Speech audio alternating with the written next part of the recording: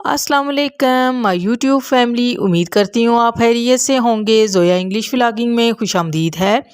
Friends, आज मैं आपको कुछ उर्दू के फ़िक्रात को इंग्लिश में ट्रांसलेट करके बताऊंगी, तो काइंडली आपने वीडियो को फुल वॉच करना है। तो चलिए वीडियो को स्टार्ट करते हैं। आज क्या तारीख है? What is today's date? आज 1 सितंबर है। Today is the 1 September. आज हफ्ते का कौन सा दिन है? What day of the week is today? आज पीर का दिन है। Today is the Monday. अब क्या बजा है? What time it is? 2 बजे हैं। It is 2 o'clock। हमें वक्त पर चलना चाहिए। We must start on time. मैं उनसे कल मिला था। आई सा देम येस्टरडे। मैं आज इनसे मिलूँगा। I will meet them today या I shall meet them today. खुदा तुम पर रहमत करे। May God bless you.